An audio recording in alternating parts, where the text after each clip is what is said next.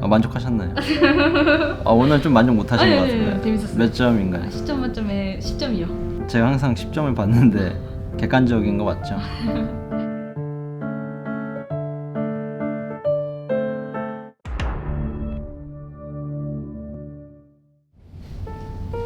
안녕하세요. 안녕하세요. 이거 그 계좌 상황인 건가요? 네? 계좌 상황인 건가요? 네, 괜찮아. 오늘은 구독자 이벤트 겸 이제 구독자분들이 댓글을 통해서 질문 주신 내용을 정리해서 질문 드리려고 하거든요. 이게 뭐 이벤트까지인가? 소통? 네네. 오케이. 네. 머리를 흑발로 염색하셔서 분위기가 멋지셨다는 구독자들의 의견이 많은데 동의하시나요? 제 머리 다 똑같죠. 머리가 색이 너무 많이 빠져서 조금 어두운 색으로 한번 해봤습니다. 오늘 장은 어떠셨나요?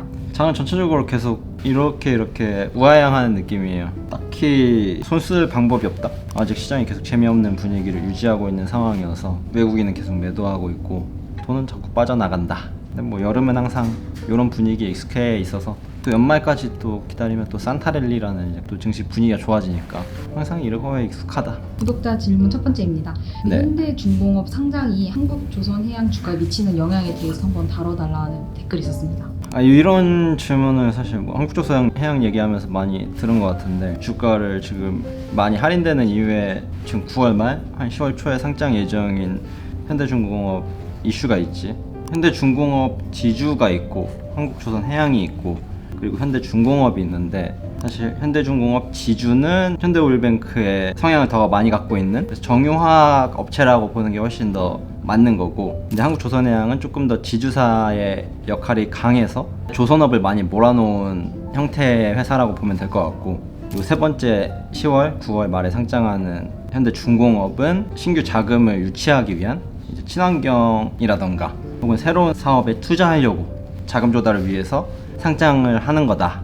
대략 상장 규모가 한 5조에서 6조라고 한다면 한국조선해양이 한 1조에서 1.2조 정도 신규주를 발행하면서 자금을 조달하게 될 것 같다. 근데 그만큼 이제 한국조선해양의 기존에 있는 사업부를 떼서 상장하는 거다 보니까 주가의 할인적인 요소는 당연히 되는 것 같다.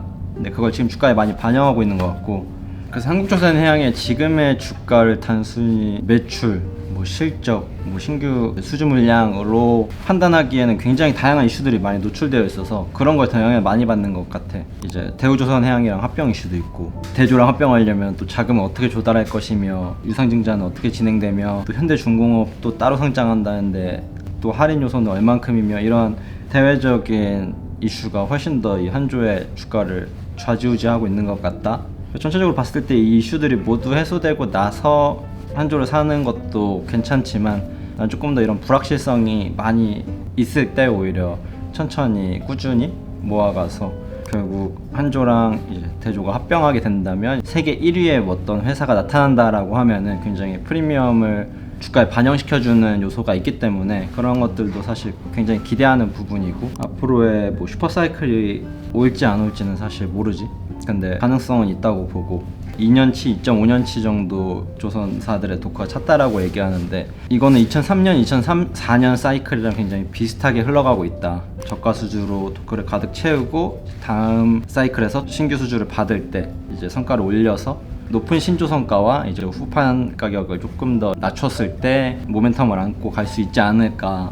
일단은 굉장히 긴 사이클이라서 1, 2년짜리 주식이라고 보진 않고 굉장히 오래 보고 사고 있기 때문에 사시는 분들은 조금 그런 할인적인 요소들, 그리고 대우조선과의 합병에서 일어나는 이슈들이 많이 있으니까 그런 것들은 어느 정도 감내해야 되지 않나. 그래서 굉장히 인내심이 많이 필요한 주식인 것 같다. 중간지수 합격인 한조를 사도 되고, 이제 조금 더 성장성이라던가 이제 신사업에 대해서 베팅할 수 있는 현대중공업을 사도 되고, 현대중공업 지주는 조금 더 안정적이긴 하지. 대신 조선의 빅사이클과는 조금 상관관계가 떨어질 수 있다. 그 정도로 생각하면 되지 않을까? 네, 두 번째 질문입니다. 배터리 사이클이 좀 더 유지될까요? 에코프로비엠 고민됩니다 라는 질문이 있었습니다. 에코프로비엠은 저도 과거에 투자를 했던 종목인데 배터리 시장이 커지는 만큼 이 소재 업종도 굉장히 과열될 가능성이 많고 많이 올랐다고 하는데 또 양극재 시장이 진입 장벽이 낮진 않기 때문에 앞으로도 배터리 시장이 계속 팽창하는 만큼 비례해서 소재 시장도 팽창하지 않을까.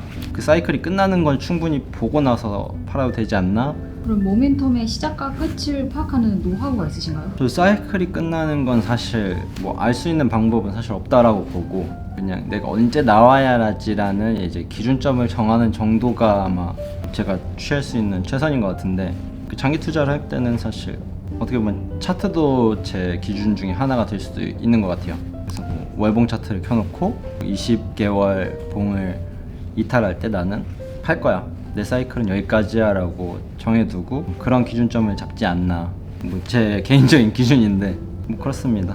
세 번째 질문입니다. 장이 심심할 때 공부하라고 하시는데 투자 공부 루틴 알려주시면 감사하겠습니다. 투자 공부를 하는 방법 중에 이제 트레이딩을 하는 뭐 어린 친구들 같은 경우 매매 복귀 정도가 되겠고요. 자기가 왜 샀는지 왜 팔았는지 뭐 그런 걸 해도 되겠고, 이제 일반적인 롱텀으로 투자하시는 분들은 사실 보고서를 굉장히 많이 읽어야 되지 않나. 산업 보고서라던가 기업 보고서라던가 자료들을 많이 보는 게 굉장히 큰 도움이 된다. 무자비로 읽는다고 되는 게 아니라 좀 자기 하나의 분야를 딱 정해서 깊이 있게 읽어보는 거. 자동차로 정했어, 자동차에 관한 보고서만 쭉 그냥 계속 읽어보는 거, 그리고 그걸 어떻게 투자에 접목할지 생각해보는 거.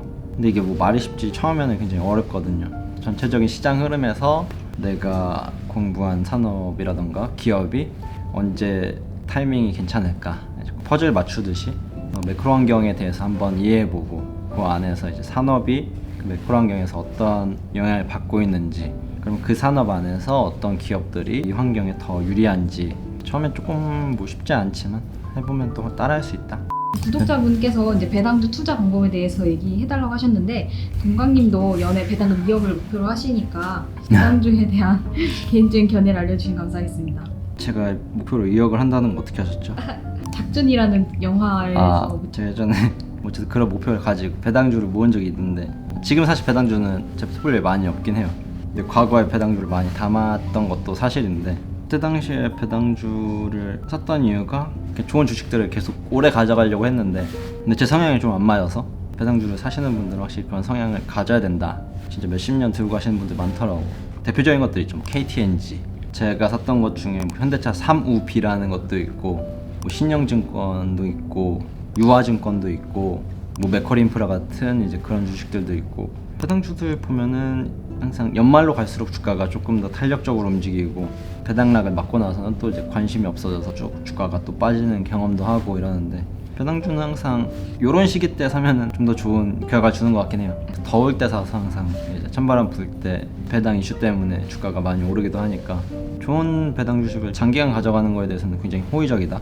근데 배당주는 굉장히 성향이 많이 갈리는 것 같아요. 저도 막상 담아보니까 지루해서 못 버티겠는, 배당을 막상 받아도 감흥도 없고 좀 더 느긋한 사람들한테 맞는 포트폴리오가 배당주인 것 같다.